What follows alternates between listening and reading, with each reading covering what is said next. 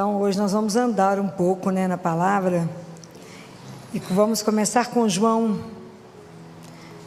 21. Eu gostaria de conversar com vocês, nesta semana e na semana que vem, sobre um assunto que se chama recomeçar. Mas para a gente recomeçar, nós temos que ter algumas palavras que nos ajudam a ficar de pé. E a gente vai ter como base, como leitura de base, primeiro vai ser João 21. Então vamos relembrar essa história, né? O que está narrando aqui em João 21, que foi logo depois que Jesus morreu. Jesus morreu, os discípulos estavam parados diante do mar da Galileia. Estava escurecendo, eles estavam desorientados, confusos, desnorteados, mais ou menos como a gente. Quando a gente vive situações de perda, de fracasso, situações de desilusão, situações que a gente não está esperando acontecer, e a gente fica paralisado. Vocês imaginem, esses homens tinham convivido com Jesus durante 3 anos. Jesus tinha passado naquele mesmo lugar, tinha convidado, e tinham ficado encantados, seduzidos, viveram uma onda de amor. Vocês imaginam que tudo que esses homens viram? Viram o cego enxergar, viram o surdo ouvir, viram a ressurreição de Lázaro, passaram perto de um cortejo, de um defunto, e Jesus bate lá na viúva de Naim, né, na história, lá bate lá no caixão e fala: levanta, vai lá ver sua mãe. Pode imaginar o que esse povo viu. Viram a transfiguração. Eles andavam, eles viviam pescando, mas nunca tinham andado em cima do mar. Andaram no mar, andaram sobre o mar, viram multiplicação de peixes, viram tudo, e de repente Jesus morreu. Pode imaginar o que foi isso para eles? Que desolação. Eles não sabiam o que fazer, como nós muitas vezes não sabemos o que fazer diante de uma situação que nos pega de surpresa. Então eles ficaram parados, todos eles lá diante do mar. Ainda estava escurecendo, era exatamente a tristeza que estava no coração deles, a escuridão que estava dentro do coração deles. Como fica no nosso, a gente não enxerga mais nada. Então Pedro falou: vamos pescar. Aí falou: então nós vamos todo mundo pescar. Quer dizer, vamos voltar ao que era? Vamos esquecer que lá foi uma ilusão. Vamos esquecer, não vai ter jeito de mais nada. Vamos embora, vamos pescar. Pescaram a noite inteirinha. Conseguiram alguma coisa? Nada, absolutamente nada. E mais desiludidos, né? Porque buscaram as coisas pelas forças deles e não conseguiram nada.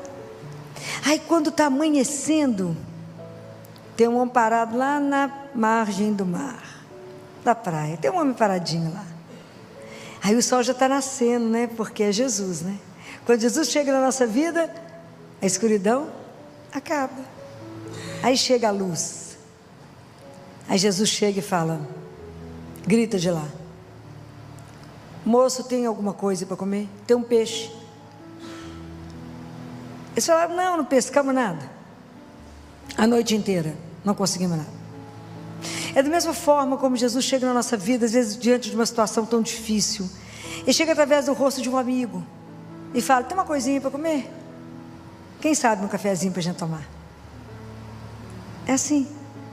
Ele chega não para condenar, não para nos criticar os fracassos, as perdas, mas para estar do nosso lado e falar: estou aqui. E se Ele está aqui, a chama de amor no nosso coração volta, a certeza da presença de um Deus vivo volta. Então é possível. Aí a fé reacende e é possível arriscar. Joga a rede, só mais uma vez. Mas não pescamos nada, mas só mais uma vez. E aí transborda. É isso, né? A fé é que nos dá a força necessária para que a gente possa continuar o caminho. É a fé que fala: arrisca mais uma vez. É a fé que fala com você assim: olhe de frente pela sua dor, assume o seu problema, olha para ele, veja que é possível ser transformado. Veja que quando na nossa vida não tem mais razão, não tem mais saída, quando a situação é impraticável, fala, não vamos conseguir, Deus fala, agora é minha vez, agora é comigo, e eu posso. Prestem atenção no outro trecho, quando Madalena corre no sepulcro, Jesus estava enterrado, corre de manhã, de madrugadinha, para poder arrumar o corpo dele, e ela chega lá, e o túmulo está vazio. Isso é espetacular. O túmulo está vazio. Se ele tivesse cheio, era um túmulo habitado por um morto. Estava vazio e os panos dobrados, quer dizer, a história não acabou, tem muito por vir. É assim na nossa vida, na hora que você tem um fracasso, na hora que você tem uma decepção e fala, oi, não acabou não, tem muito por vir, tem muito ainda por acontecer, tem muita coisa ainda que vai ser transformado. Jesus pegou a morte e fez assim com ela, quebrou ela, tirou o poder dela e disse, você não tem a última palavra, você tem a penúltima palavra. Deus destruiu a morte, destruiu. Então para todo fim tem um recomeço. Guardem isso, para todo fim tem um recomeço. Então nós não podemos desistir, não podemos desanimar, porque do meio da perda, do meio da morte, do meio de toda situação difícil, da desilusão, da derrota, Jesus sussurra-se no seu ouvido. Ele sussurra, né? Porque ele é muito doce, né? Ele fala assim, mas você pode recomeçar. No meio da sua perda, no meio da sua dor, no meio do seu sofrimento, tem uma bênção reservada para você. É possível recomeçar. Nós podemos fazer isso, não sozinhos, mas nós podemos recomeçar. Então isso é belíssimo. Mas para a gente poder fazer o caminho do recomeço, nós precisamos de palavras essenciais. E nós precisamos de 5 palavras para poder recomeçar. Precisamos de confiança, precisamos de esperança, precisamos de reconciliação, transformação e inquietação. Como todas essas palavras que eu vou falar com vocês, elas são citações bíblicas, se eu falasse todas elas hoje, acho que vocês iam ficar muito cansados e vocês não iriam guardar tudo. Então eu optei por fazer a introdução e discutir com vocês hoje 2 palavras. A semana que vem eu discuto 3 outras palavras para que vocês possam assimilar melhor, né? Tudo isso. Então a primeira palavra que nós vamos falar é da confiança. E a confiança é um caminho. É um caminho. E Jesus, quando a gente fala eu confio em alguém, a confiança do ponto de vista bíblico, ela é sinônimo de fé. Então a minha confiança é em uma pessoa. Eu não tenho confiança numa ideia. E Jesus, se vocês olharem vários trechos da Bíblia, Ele está sempre nos estimulando a acreditar. Não tenhais medo, coragem. Ele está sempre nos estimulando a confiar.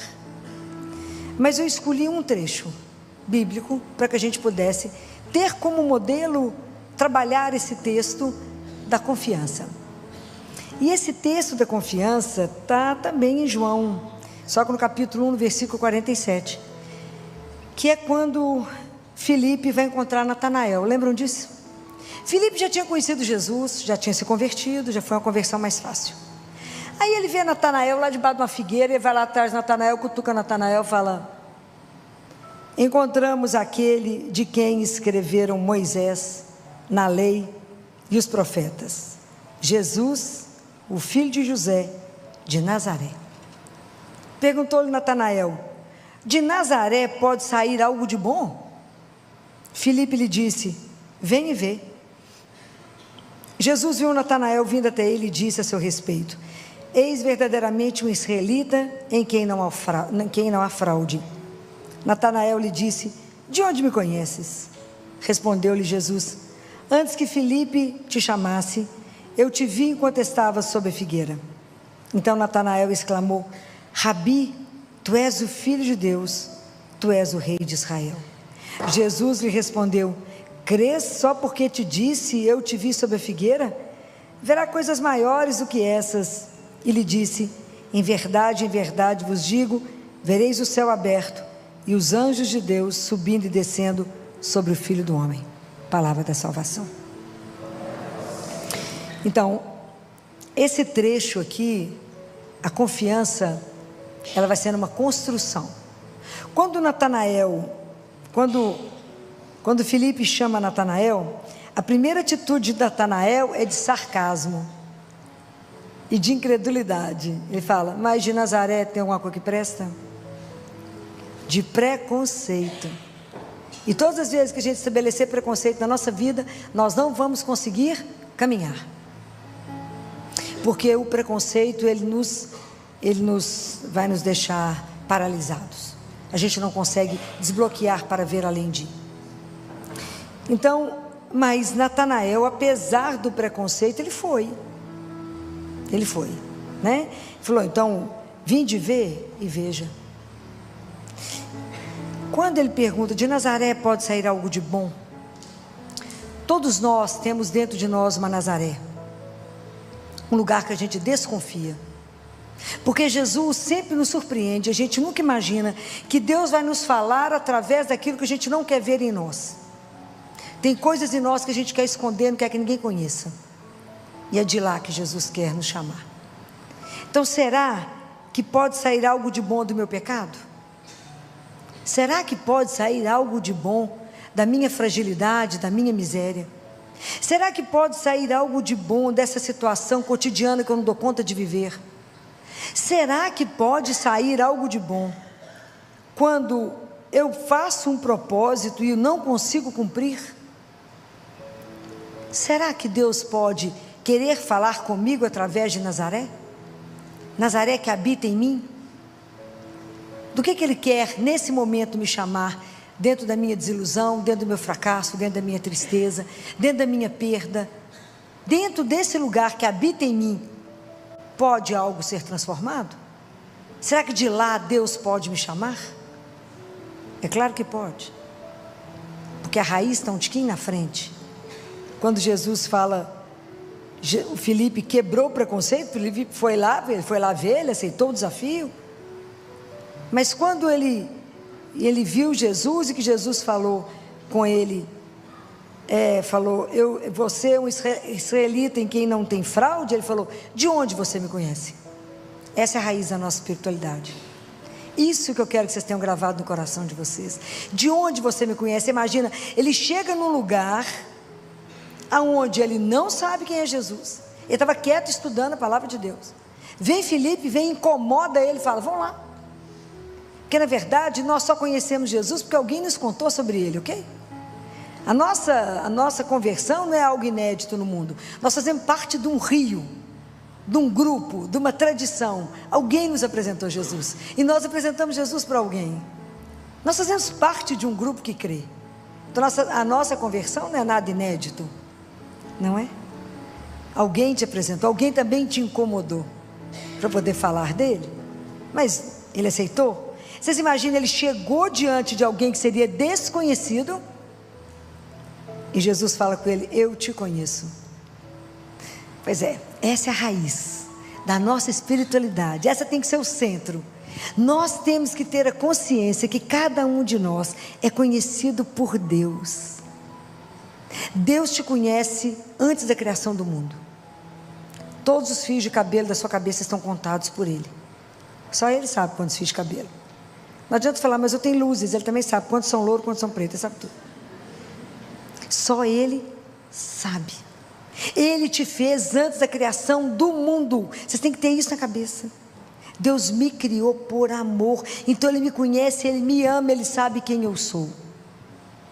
Então isso é uma coisa escandalosa, você chegar num lugar. Imagina Filipe diante dele, com Natanael. Quando Natanael se descobre conhecido, amado, querido. Deus quer que você entenda que a sua vida é bem-aventurada, é querida, é amada. Mas eu estou no fracasso, eu estou no pior. Ele continua te amando da mesma forma. Eu errei, eu pequei. Ele continua te amando da mesma forma. Deus nunca ama o pecado, mas Ele ama o pecador. Isso ninguém pode quebrar de você. Isso ninguém pode te destruir. E isso é o que te dá segurança para caminhar. É o que Paulo fala na carta aos Romanos. A gente é espremido demais para todo lado, mas a gente consegue sobreviver, não consegue ser destruído, por causa desse amor que é incondicional. Esse amor que vai te pôr de pé, essa confiança que vai te pôr de pé, porque você é conhecido, querido e amado. Isso é uma coisa que vocês têm que carregar dentro de vocês, que é essa confiança que te dá segurança para caminhar. Porque nessa hora que ele fala isso, é que Filipe fica quebrado nessa hora que Jesus fala, eu te vi. Deus nos vê, gente, é o presente dos presentes, é a graça das graças, saber que a gente é olhado. Porque a vida espiritual, a nossa vida, ela não é um sonho assim, de facilidades, não é? A nossa vida espiritual é uma luta. Todos nós que nos declaramos a favor de Deus e caminhamos nisso, não há uma tentação, não há nada que você vá passar ileso na vida, não vai. Porque a nossa vida é o dia inteiro uma luta entre o bem e o mal. A gente sai do altar para a arena todos os dias. Todo mundo que tem oportunidade de missa cedinho é isso. Você vai, comunga e vai para a arena, porque a luta é grande. E é o dia inteiro, é a luta entre o bem e o mal, o dia inteiro querem nos tirar de Deus. Então é uma luta que é cansativa, não é brincadeira. Mas é isso, mas é nessa confiança que a minha vida tem um propósito. A minha vida não é do nada, a minha vida tem um sonho.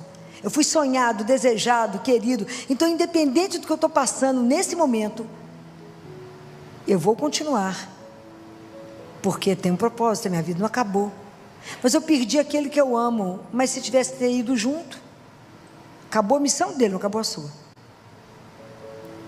Mas eu sofri uma traição do meu marido, é possível voltar? Sim. Eu sofri uma traição da minha mulher, é possível voltar? Sim ou não? Sim, claro que é, porque existe uma coisa que chama perdão. E Jesus disse, quantas vezes que é para perdoar? Isso. Ok? É um caminho. É possível recomeçar? É possível. Vai esconder isso? Não. Como é que é a arte milenar dos chineses? Eles pegam o vaso que quebrou e cola com dourado, com ouro, para saber que dali saiu uma obra de arte. Mas nós temos que querer. É um caminho de transformação de uma família. É possível? Claro que é possível. Mas não sem um trabalho de reconstrução. Por isso que a primeira palavra é confiança. Confiança. Eu tenho que confiar. O nome da nossa confiança é? Quem? O nome da nossa confiança é Jesus. Ele é a nossa confiança. Em quem que você confia? Nele. Nele que me ama, que me criou, que a minha vida tem um propósito e que caminha do meu lado.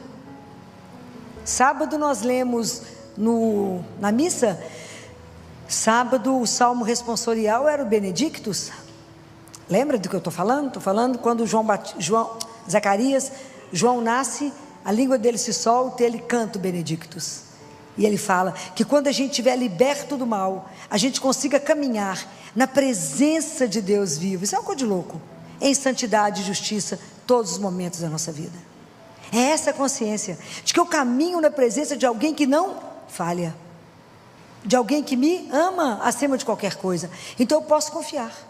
Eu não preciso ter medo do escuro. Eu não preciso ter medo, porque quem está do meu lado é a própria luz. Eu não preciso ter medo de nada. Ele é a razão da minha vida. Ele cuida de mim. Não é? Belíssimo. Esses dias eu estava revendo o filme de Paulo, quando Paulo fala com Lucas. Lucas, então é assim, Lucas, não acaba, Lucas. Não acaba. Eu tenho certeza que eu irei te reencontrar. Vou morrer, tá para cortar a cabeça dele. Eu tenho certeza que eu vou te reencontrar. Porque Lucas, morrer é lucro. Viver é Cristo. Nós chegar nessa frase, tem um chão, né? Tem um chão. Mas isso é espetacular que esses homens chegaram a essa conclusão. Bem, aí quando Natanael escutou isso, Natanael foi quebrado, né? A confiança foi restaurada. E Jesus não é brinquedo, né? Porque quando falou ali que ele estava... A figueira ele tem uma simbologia na Bíblia que é referente à palavra de Deus. Então, estar sob a figueira na verdade, você estar meditando as palavras de Deus para você se alimentar, né? Você experimenta a doçura de Deus. A doçura, né? Porque a palavra de Deus é aquilo que nos alimenta. Aquilo que Deus Pai fala para Catarina de Siena: Catarina, vocês são corpo e a alma é incorpórea, ela só se alimenta da palavra. Então nós temos que nos alimentar da palavra. E aí quando Jesus viu que Natanael, que a coisa foi refeita, ele relembra Jesus, ele faz um desafio para Natanael, né? Fala com ele: você está acreditando só porque eu falei que eu te vi debaixo da figueira? Coisas muito maiores do que isso você verá. E aí ele relembra a questão da escada de Jacó, né? Fala: você verá o céu aberto e os anjos subindo e descendo sobre o Filho do Homem. Guarda uma coisa: seja a situação mais sombria que você estiver vivendo, o momento mais difícil da sua vida, o céu está atento à sua vida. Nada escapa aos olhos de Deus. Deus cuida de você. Todo o céu se mobiliza por você. Deus nunca vai desamparar aquele que confia nele. Nunca. Guardem isso. Se Deus cuida do verme da casca da árvore, Ele jamais deixará de cuidar de um filho dele. Jamais. Quem falou isso foi ele, não fui eu não. Está lá no livro da Catarina de Siena. Catarina, eu cuido do verme da casca da árvore. Como eu posso esquecer de um filho meu? Não posso. É nessa confiança, desse sustento que eu digo, é o sustento da presença de um amor, de alguém que conduz, que a gente permanece. E aí Jesus fala uma coisa linda. Quando Jesus fala isso para Natanael, só isso que você ficou encantado, Natanael? Você vai ver muito mais. O que Jesus quer dizer para Natanael? Quer dizer que quando a gente tem Jesus, quando a gente tem Ele, o melhor ainda está por vir. Pode ter certeza. Você acha que já chegou no fim? Tem muita coisa melhor que te aguarda. Essa confiança que a gente tem que ter, essa certeza, né? Não, estou com Jesus, então melhor estar por vir. Acreditem nisso. Essa é a palavra que tem que te manter de pé. Essa é a primeira palavra. A segunda palavra é sobre a esperança. A esperança é o que nos põe de pé, né, gente? A esperança é o nosso sustento, né? É o respiro da alma. A gente sem esperança, a gente não caminha, a gente não dá conta, né? Então, o trecho da Bíblia que eu trouxe para vocês, para a gente discutir a esperança, é Mateus 25, que é sobre a parábola das 10 virgens. Lembra? As 10 virgens que estavam com as lâmpadas acesas, esperando o noivo. Umas mantiveram acesas e as outras não compraram o óleo e a lâmpada apagou. Então, na verdade, aqui revela para nós a demora do noivo. O noivo está demorando. Jesus morreu, ressuscitou, falou: vai voltar daqui a pouco. Nós estamos esperando, tem 2000 anos, né? Daqui a pouco ele volta, nós estamos aí na espera. Mas nós sabemos que ele vai? Eu tenho certeza. Vocês têm dúvida disso? Nenhuma. Vai voltar. Gostaria de estar aqui quando ele voltasse, não sei, né? Mas gostaria de estar. Bem, então essa parábola ela é muito rica, porque a gente precisa fazer uma pergunta para nós: quem apagou a sua luz? Quem apagou? Quem quebrou sua esperança? Quem tirou de você a coragem de continuar? Quem apagou a luz? Aonde a desilusão te colocou no chão? Aonde você passou a viver o sono do espírito? Você adormeceu igual as noivas, esqueceu do óleo, esqueceu do azeite, dormiu, ficou letárgico, esqueceu de quem você crê, se apagou e passou a viver uma vida água de chuchu rala na superfície. Perdeu a paixão, perdeu o desejo, perdeu a vontade de viver a vida com coragem, com força, com paixão para viver para Ele, por Ele, com Ele e nele. Desistiu, passou a viver o cansaço da esperança, como diz nosso Papa Francisco. E se encontrar os cristãos, está tudo morno, um bando de morto, vivendo o cansaço da esperança. Perdemos o vigor, perdemos a alegria, perdemos o prazer de acordar pela manhã e de viver para Deus e somente para Ele. Vivemos por causa do cansaço da esperança se arrastando. A esperança não pode arrastar. A esperança é aquela que te põe de pé e fala, vamos, mas está difícil. Não, a esperança é aquela que fala. Hoje eu falava para uma moça que falou, chegou, perdi o emprego. Falei, menina, fechou uma porta, Deus abre várias. A esperança é aquela que me dá a certeza que se eu puser o pé, Deus põe o chão. A esperança de que Ele não vai faltar. A esperança que no último minuto Ele chega, que Ele não vai me decepcionar. É a certeza absoluta que eu não vou cair no vazio. A certeza que eu sou amparada, que eu sou amada, que eu sou cuidada, que eu não caminho em vão, que eu caminho numa presença, numa companhia e caminho com Ele e para Ele. Então quem foi capaz de apagar a sua chama? Essas tochas apagadas são aqueles cristãos que no primeiro momento se entusiasmaram e depois não cultivaram o azeite que o Espírito Santo te deu. E eu não posso dar para você o azeite que Ele deu para você. Somos nós que temos que cuidar da nossa fé, somos nós que temos que alimentar a nossa esperança, somos nós que temos que ter coragem de caminhar sem desanimar. Mas Ele está demorando, não importa, Ele vai chegar. Ou eu chego lá primeiro, ou Ele chega aqui, mas Ele vai chegar. Não tenha dúvida que esse reencontro está marcado e ele vai acontecer. Então a gente caminha sabendo que a vida tem um propósito, a vida não está solta. Ah, mas eu perdi, eu quebrei. Uai, você quebrou, foi dinheiro, minha filha, não quebrou o seu. A gente começa de novo. Não foi você que foi quebrado, foi o dinheirinho fica por aqui mesmo. A gente começa de novo. Você pode recomeçar. Quantas histórias, o melhor está por vir. Por quê? Porque eu confio. E se eu estou com Ele, Ele sempre tem uma coisa melhor guardada. E Ele vai me dar. Por quê? Porque Ele me ama. É isso que tem que estar guardado no coração de vocês. Essa esperança que amanhã vai ser melhor. Que nada pode impedir. A noite mais escura não pode impedir o sol de se levantar. Ninguém pode impedir a mão de Deus para vir me ajudar. Nada pode impedir. Mas o cristão tem que ter coragem de afirmar isso e viver isso. Nós temos que ter coragem. Nós temos que ter coragem de arriscar mais uma vez. Joga mais uma vez a rede. Mais uma vez acredite. Mais uma vez faça. Mais uma vez não desista. Por quê? Por causa dele. Porque a fé me diz que eis que estou convosco todos os dias. A fé me diz: se não tenhais medo. Então a esperança, ninguém tem o direito de apagar a sua fé. Ninguém tem o direito de destruir essa chama.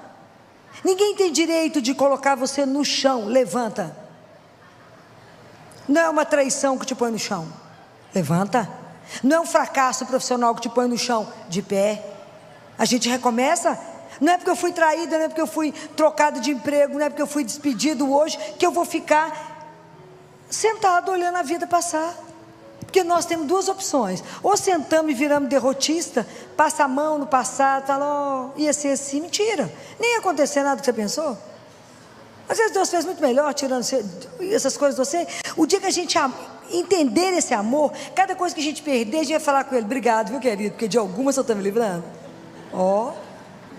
Só Madre Teresa para falar com Ele, né? Eu agradeço, eu dou graças por tudo que Ele me tira. Se Ele não der tudo que eu quero, a gente fica de mal. Mas ela dava graças por tudo que Ele tirava. Como nós estamos longe de confiar.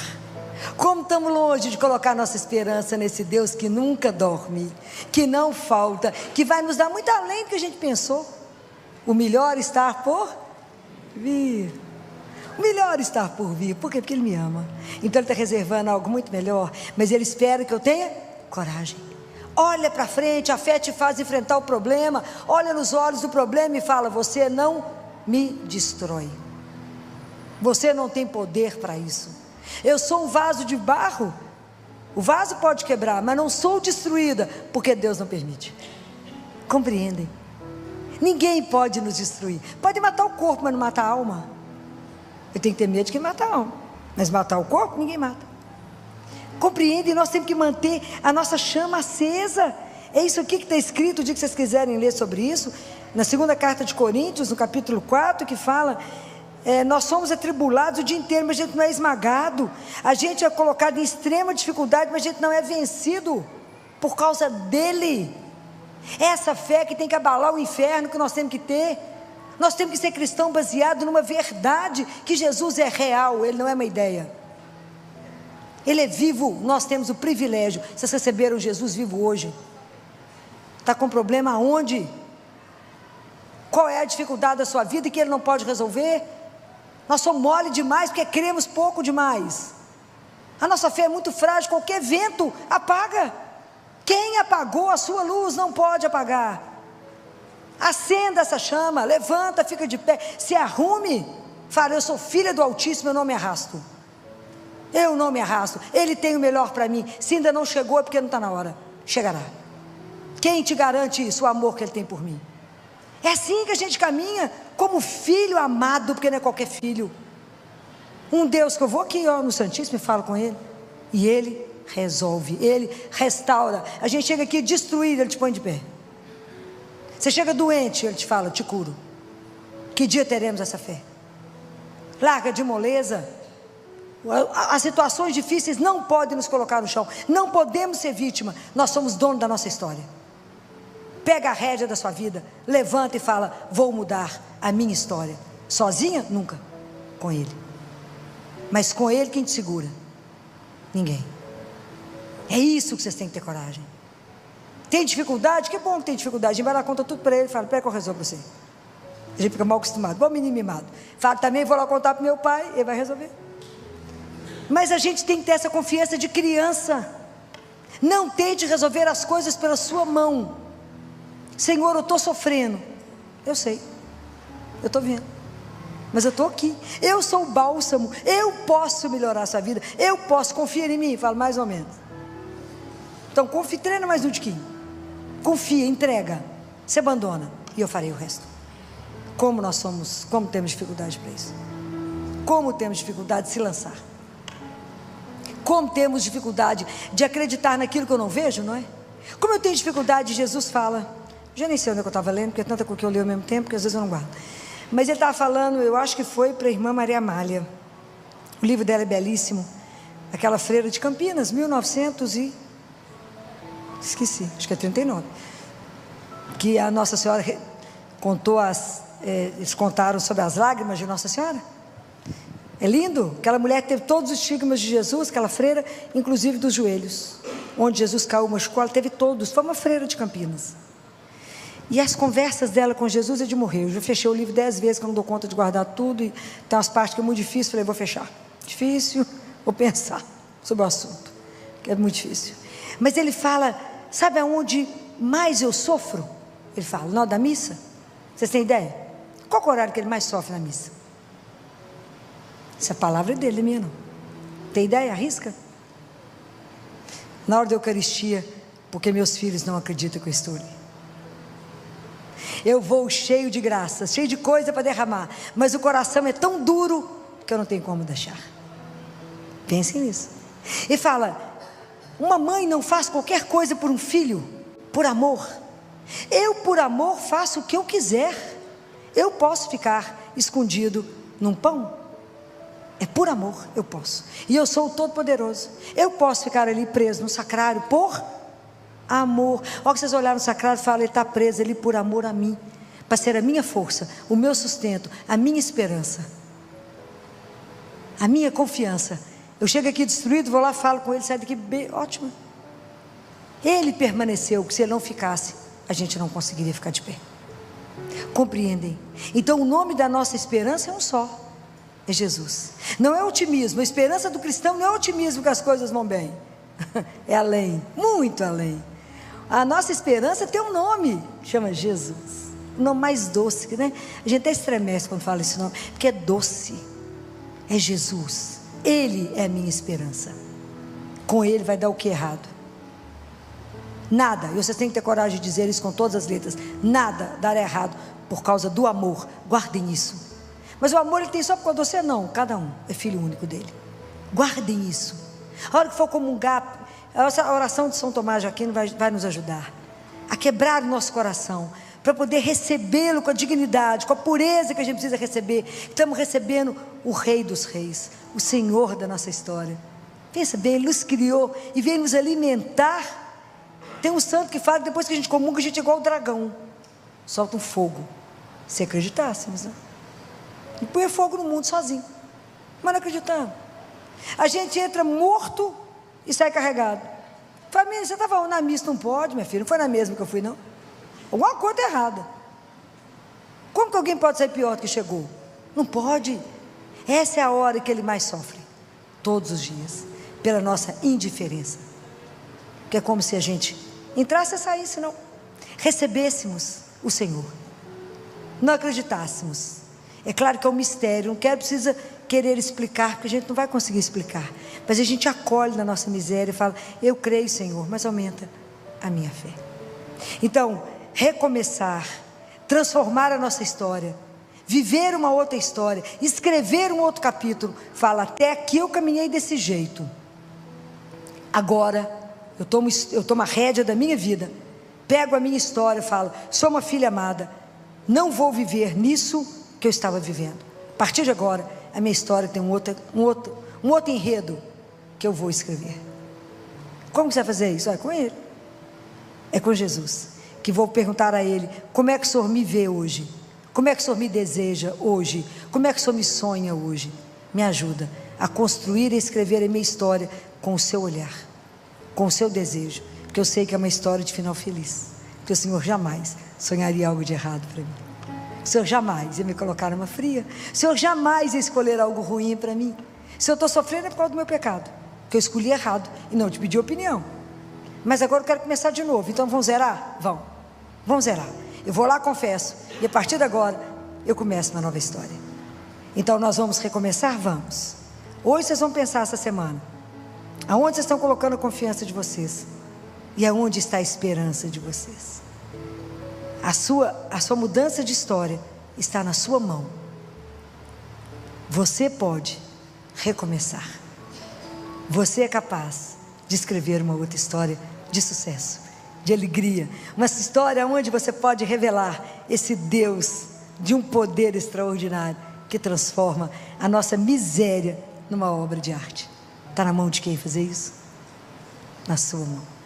Aí eu pedi a Pati, que cantasse para nós uma música que foi escrita por uma pessoa que eu admiro muito, no momento de um sofrimento imenso, imenso. Era um jovem que tem um grupo de oração até hoje, estava casado, tinha um bebê de 6 meses, viajou em missão, na época que o celular era difícil, nem tinha tudo isso, e a mulher dele, jovem, teve um aneurisma e morreu. Ele achava que não daria conta mais, e achava que a vida dele era só agora pregar e criar a filha dele. Mas depois de cura, Deus colocou outra pessoa na vida dele, e hoje ele tem mais 4 filhos, né?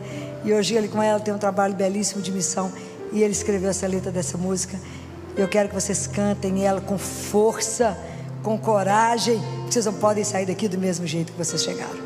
Louvado seja o nome de nosso Senhor Jesus Cristo. Para sempre seja louvado.